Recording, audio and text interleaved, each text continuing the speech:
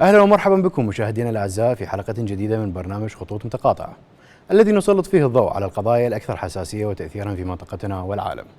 أعزائي المشاهدين، نبدأ حلقتنا من إقليم كردستان، ذلك العنوان الذي لا يزال يحتفظ بالكثير من التفاصيل المسكوت عنها. تفاصيل كشفت عنها مقالة استقصائية كتبها الصحفي الاستقصائي والباحث في قضايا الفساد والشفافية الحكومية، وضيفنا لهذه الحلقة زاك كوبلن، وكيفن جي هول الصحفي الاستقصائي الأمريكي المخضرم والحاصل على جائزة بوليتزر، ونشرها موقع مشروع الإبلاغ عن الجريمة المنظمة والفساد. هذه المقالة الضخمة جمعت كماً هائلاً من الوثائق والمعلومات عن المصالح الاقتصادية التابعة لعائلة بارزاني وكيفية إدارتها لأموالها عبر شبكة معقدة من الشركات والحسابات في الخارج. فقد أظهرت التحقيقات مفارقة صارخة بين واقع الشعب الكردي الذي يعيش على دخل محدود لا يتجاوز 6% من متوسط الدخل الأمريكي، وبين عائلة حاكمة راكمت ثروة هائلة عبر تحويل النفوذ السياسي إلى إمبراطوريات مالية تمتد من أربيل إلى واشنطن. الوثائق تكشف أن أبناء مسعود بارزاني استخدموا شركات وهمية وحسابات معقدة لإخفاء ملكيات عقارية فاخرة في الولايات المتحدة، بينما يواجه المواطنون أو المواطن الكردي أزمات معيشية خانقة. وتظهر المعلومات أن الشركات المرتبطة بالعائلة مثل جولدن إيجل وستر جروب لم تكن مجرد أدوات اقتصادية، بل كانت ممرات لتمرير عقود النفط والبناء مقابل عمولات ضخمة، مما جعل مؤسسات الدولة تتحول إلى وسيلة لخدمة المصالح الخاصة.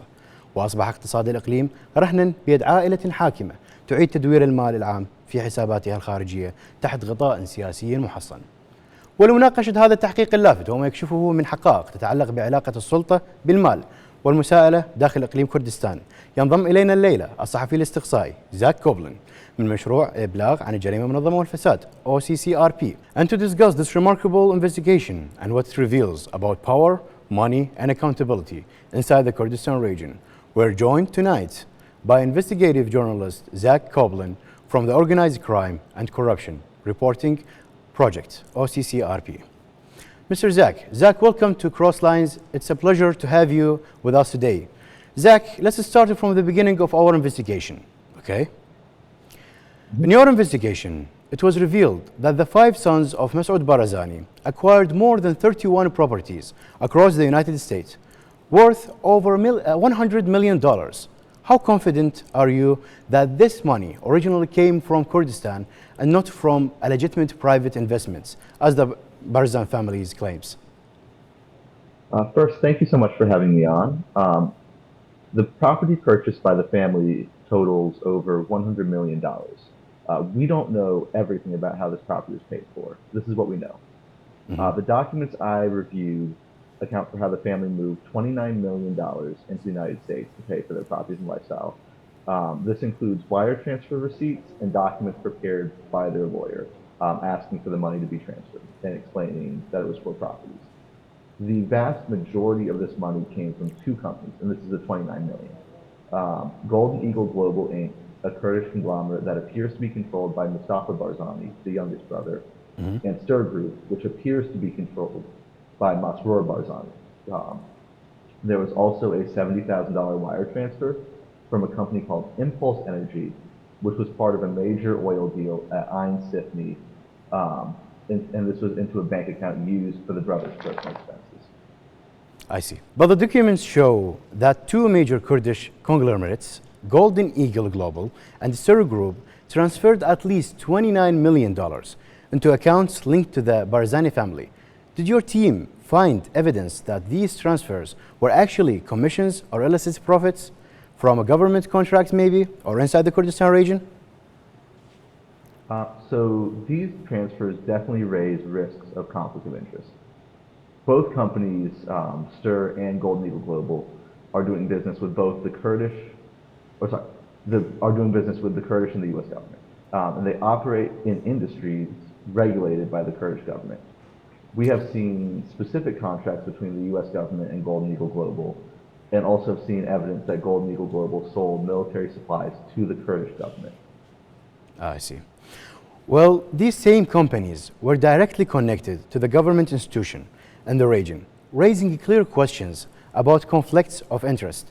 Are we looking at a situation where political office has become a tool to serve private family interests? So many of the contract negotiations we've seen from Golden Eagle emphasize the company's connections and how they can help with government approvals. Several draft contracts, it's also very interesting, we've seen they stipulate that the partners will put up all the investment capital. And so that, as you said, it's a question about conflict of interest. When the partner puts all the capital in return for government approval from a group that is run by individuals connected to the government, there's questions raised right there. I see. What about the leaked files, like mentioned in the American lawyer, Jonathan Moore, who already, like mentioned, who set up a network of offshore companies in the Caribbean to conceal ownership? Like, was this simply a form of tax avoidance, or does it amount to money laundering, maybe under the cover of illegality within the United States? So, as a journalist, I would hesitate to make legal judgments, but from the documents, they are very clear that they do not want the public to be aware of their purchases. That they discuss in emails that they want that this is to keep the names of the properties they're purchasing out of the public record. I see. What about the OCCRP team? Like, did they face any kind of pressure, threats, or attempts to influence your work after exposing these sensitive details, especially from individuals or legal teams tied to the Baarzani or the regional government? So in our line of work, people don't like when we expose these kind of things that people are trying to keep secret. What I'll say is that we've worked very, very hard to be fair, to be accurate, and to make it so that no one can challenge the facts in our article, no matter if they like it or not. Sounds good. So the leaked correspondence show that some family members were concerned about being classified as politically exposed, like exposed persons, like the PEPs, which objects them to a financial scrutiny. Do you believe that American financial institutions turned a blind eye to politically connected Kurdistan figures their money? So I think that remains to be seen. We don't have the full picture of what they disclosed to American banks and what they didn't. There is a document that we published that discusses how they set up a bank account using an employee of Golden Eagle Global. And that bank account was actually closed by the bank, which required them to scramble a little bit to get a different bank account set up. At other times, they were using a bank account set up by their lawyer, a specific kind of account to manage money for clients called Nyolta, that was doing their deposits. So it's not actually clear. And then we also published those emails about how they didn't want to disclose to a lender their connections in the family. So it's clear they were worried about acknowledging the family connections to the banks. It's not clear actually what all the different banks they're doing business with knew. So there's more to learn there. I can tell. Well, it's striking that some of these properties were sold or transferred after Masroor Barzani became Prime Minister in 2019. Do you see this timing as part of an organized effort to conceal assets before he formally took office? And the properties and the assets, that's the subject we're going to talk about right now. So I don't know if there was actually an organized effort around the time he took office, because they've actually been very concerned with keeping properties hidden since they were beginning to purchase them around 2007. That was when the first discussions with the lawyer happened, and then they followed that pattern ever since. It may just be that the last property we know about was 2019 because our records don't really have that much more in them. That was kind of the end of the big property purchases that we were aware of. But that doesn't mean that more didn't take place after. That was just, we didn't have as much from recent years. So I don't know if we can determine a pattern from that as much as this is just a limitation of our data. I can see. Well, about your reports, it includes detailed information about luxuries mansions known as Casa Divina in Great Falls, Virginia, bought by Mustafa Barzani in 2013 for about $5.6 million and sold in 2022 for slightly more. Do you have evidence indicating how this property was financed? And did your finding like suggests that the money came from Kurdish companies tied to the local government or not? So in terms of Casa Divina, we have tax preparation documents related to Mustafa Barzani. And these documents say that the money was it was transferred in from Kurdistan, from Golden, and the money came in to an account. They label it as a foreign gift. Account run for the benefit of Golden Eagle. It was actually account run for a side company called Gegi Management, which handled their property expenses. And Gegi is Golden Eagle Global Inc. And this was managed by Jonathan Moore. And so that was how that money was labeled in documents related to taxes. So it was managed by Jonathan Moore. But there's also another mansion in McLean, Virginia, like known as the Cheta, purchased for like $10.2 million in 2010 by a company called Cove Hollow, as you like mentioned in the report. The documents show a revaluation cost were like charged to Masroor Barzani, while administrative fees were assigned to Moxie Barzani. Like, does this indicate that the real ownership belonged to the Barzani family, despite being like registered under like other businessmen names? Sorry, and how do you assess them this pattern of using proxy companies to hide ownership? Yeah. So just a quick thing there. So the chateau, as they called it, was actually it was purchased originally by a company called Apex, registered in Virginia, which was documents show was connected to the Padawi brothers, who were involved with Ster Group and also moved money on behalf of the family. Later, I believe last year, this was transferred to Cove Hollow, and we have a document showing that Muxi was billed for the administrative expenses of Cove Hollow. And so yeah, so this is a pattern that appears at various points.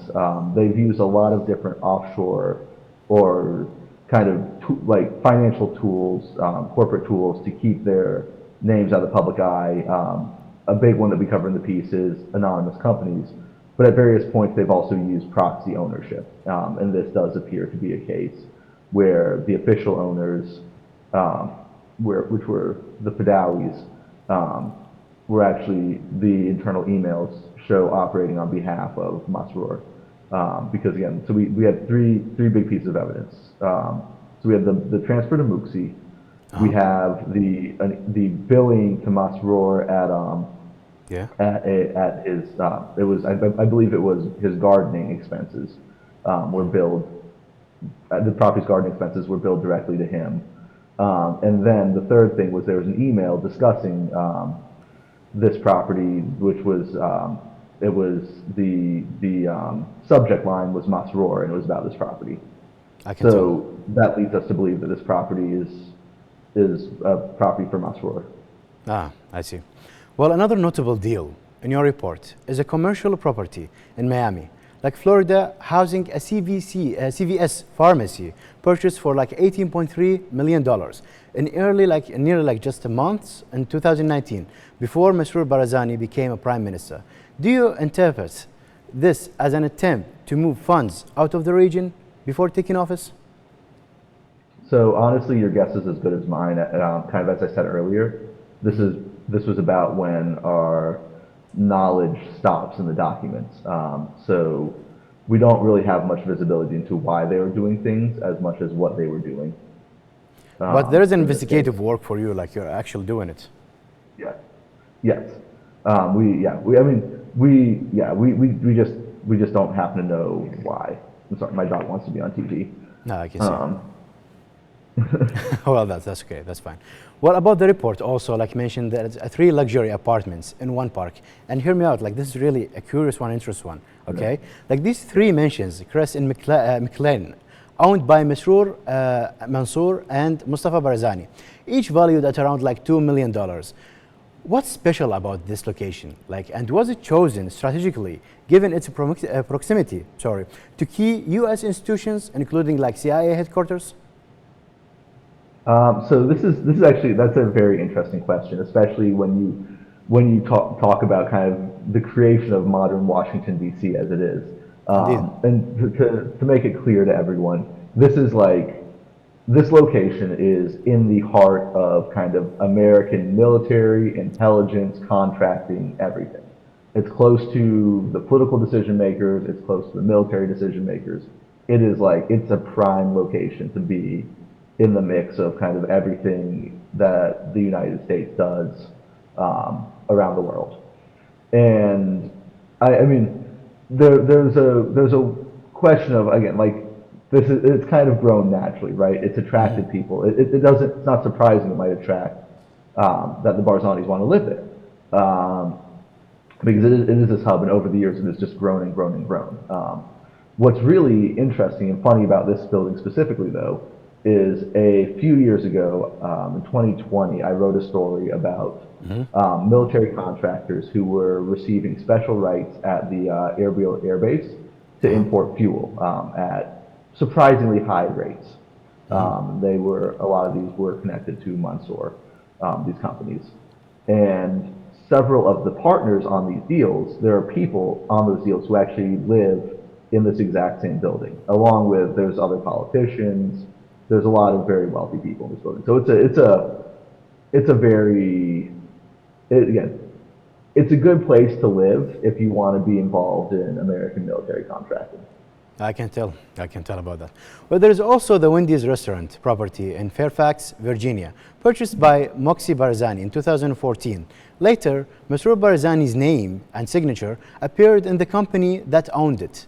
Like, so does this suggest that the family members deliberately transferred ownership among themselves to disguise maybe who truly controls these assets?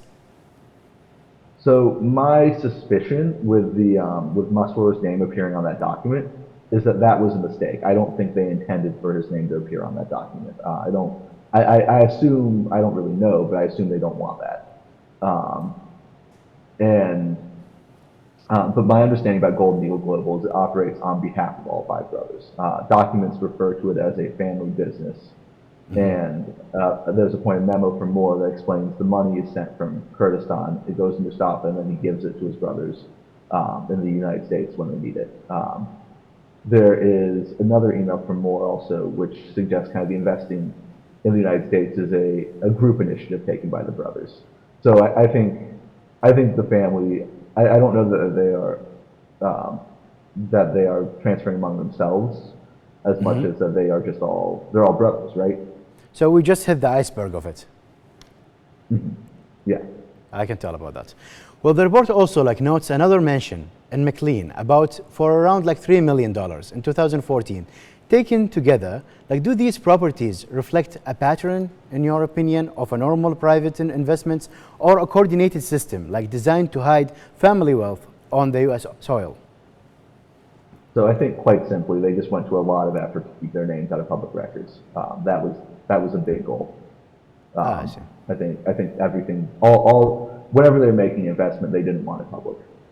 But the real question here is, according to your data, the Barzani family uses multiple layers and methods to conceal ownership.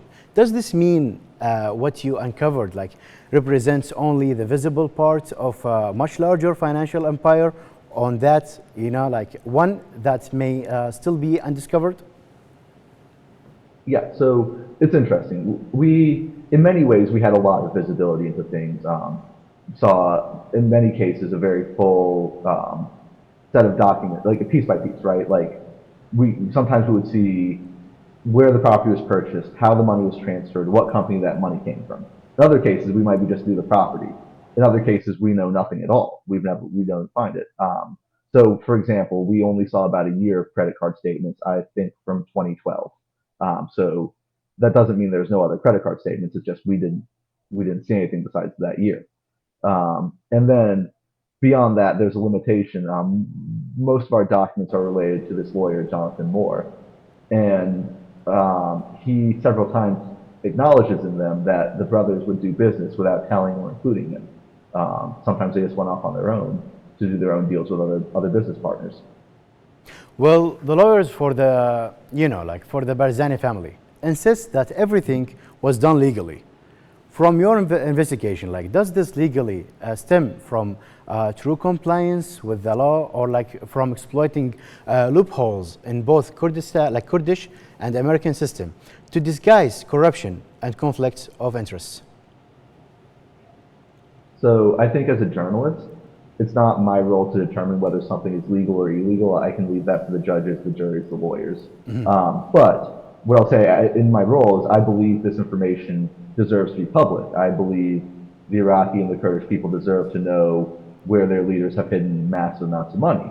And I think as an American, I think the American people deserve to know about our corporate system that is allowing this, how we've allowed people both in the United States and all over the world to hide money in the United States with no one knowing. I think that is something that just must be made public. And so that's kind of my answer to that, is that it is something that is, like, as a journalist, we talk about newsworthiness, and this is something that's fundamentally newsworthy to me. Yeah, as I can see. So your report also shows that companies tied to the Barbazani signed contracts with the US military and other Western firms operating in Kurdistan. Does this indicate an international protection network that shields the family's business, like operations from accountability? So I think, and as we've talked about in the story, the Barzanis are very well connected in Washington, D.C. They've built connections with both American main political parties over the years, the Republicans and the Democrats. And we talk about, for example, Joe Biden apparently used to tell people, to kind of brag about how well he knew foreign policy in the United States, that he knew all the grandchildren of Masoud Barzani, which I personally can't believe, because I don't think I even know all the grandchildren of Masoud Barzani, and I know more than most. But yeah, so they were meeting with the American Secretary of State, Marco Rubio, the other day in May. They met with a lot of U.S. senators. They're very, very well connected, and that naturally, when you're doing these kind of things, it helps you. I can tell. Well, in the contracts you reviewed, Golden Eagle Global often described itself as a facilitator for foreign companies working in Kurdistan, and in plain terms, was that facilitation, just a political lobbying, or was it selling government access? So I think from the documents, Jonathan Moore, the lawyer, at one point basically is interpreting it and describes that their role would be lobbying, which I think would be, again, because this is a company, Golden Eagle Global, that appears to be controlled by Mustafa Barzani, an inherent conflict of interest. Other draft contracts discuss that they can help their partners get over regulatory hurdles. And again, I think just you look at the family's corporate roles here and then their government roles, and that's just it's a clear conflict of interest. I see. Well, the investigation also shows that the Ster Group financed luxury purchases. For example, let's take like cars, jewelries, and even Arabian horses for the Barzani brothers. Do these records confirm the misuse of public or company funds to sustain the lavish lifestyle of the ruling family? So I would raise a specific case here that I think is a really interesting case study, and that is the Impulse Energy deal. Impulse was a company that it was created in the British Virgin Islands, very small. No one had really heard of it, and it was part of this major oil deal at Ain Sifni. It was controversial also because the Iraqi government disputed the territory, and it was the first oil deal done after the KRG passed their oil law in 2007. And so the U.S. government was very concerned about this at the time because of potential conflicts between the KRG and Baghdad. But no one really paid attention to this other little company that was a partner on the deal called Impulse. And so Impulse, they get this concession, they then return it to the Kurdish government there's no disclosed price. And then it was later resold. We don't know the exact price, but the terms were given as an estimated $170 million for their former share of this concession. So it was a very valuable oil concession that this company had received. Turns out Impulse is controlled by the Badawi brothers, who also work who were involved with Ster Group, who were involved with for making wire transfers for the family. And this company then wires $70,000 to a bank account that was used by the brothers, that paid, for example, for their American Express black cards they would pay off their purchases. So it was directly used for their personal expenses. And when you look at that, that set of facts it raises a lot of red flags. I can see. Well, like there is also a political dimension here. That the Kurdish regional government reportedly borrowed around like $3 billion from oil companies to cover debts in finance. The independence referendum. Do you believe that the Barzani family's economic network is managed in any way that actively supports a long-term separatist project, both like politically and financially? So that unfortunately goes out of my expertise a little bit. The documents are really they don't go into anything politically. It's entirely about personal business. And so we don't really know anything beyond that. What about like based on your follow-up, has there been any real investigation, like either from Baghdad or the United States, into these assets and the transactions, or does the family's political influence still guarantee immunity for scrutiny? Sorry. Yeah. So according to my sources, there previously was an investigation by the FBI in the U.S. into these properties and into various different business deals. This investigation, in my understanding, has been closed. The FBI made an error where they accidentally made public a search warrant into a man named Hvaldowski, who was an associate of the brothers. That search warrant was published online, publicly, with his name and details about how they had taken his cell phone. And my understanding was the case was closed after that was published because it was it was an error. At times I've heard it maybe would get reopened. I don't really know the current status, but what I'd heard was that it closed after that.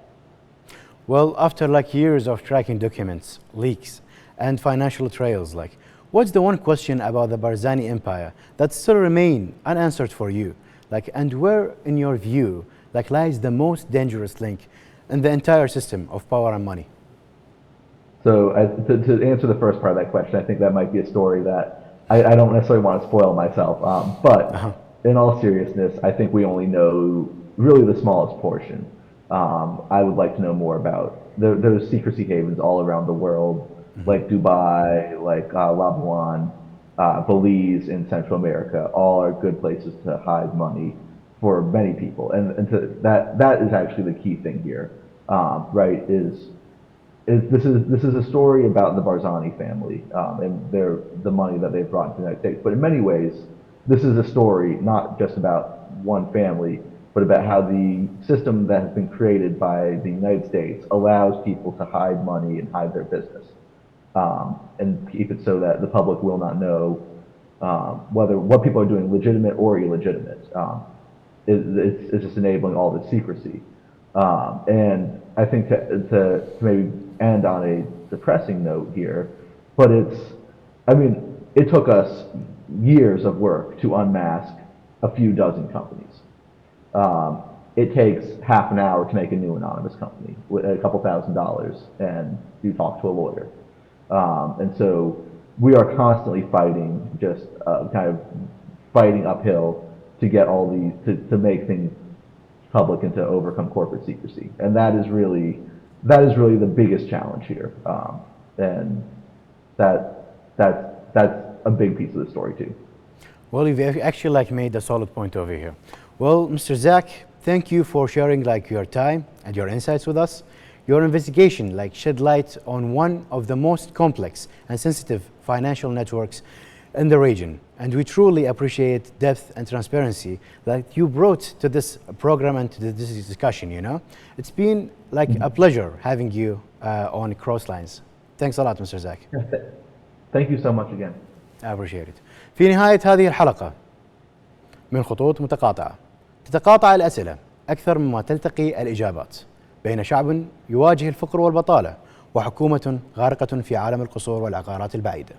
تتجلى مأساة كردستان بكل أبعادها الإنسانية والسياسية. الوثائق قد تكشف الأرقام، لكن الواقع يكشف ما هو أعمق من ذلك بكثير. فجوة بين الحاكم والمحكوم وغياب العدالة يثقل كاهل الناس الذين يعيشون على هامش الوعود. شكرا لضيفنا الصحفي زاك كوبلن من مشروع OCCRP على شجاعته في كشف الحقيقة، وسيبقى دورنا في خطوط متقاطعة أن نبحث دائما عن النقطة التي تلتقي فيها الحقيقة مع المسؤولية مهما كانت الكلفة. إلى أن نلتقي في حلقة جديدة، أنا بيرق فيصل غازي، وإلى اللقاء.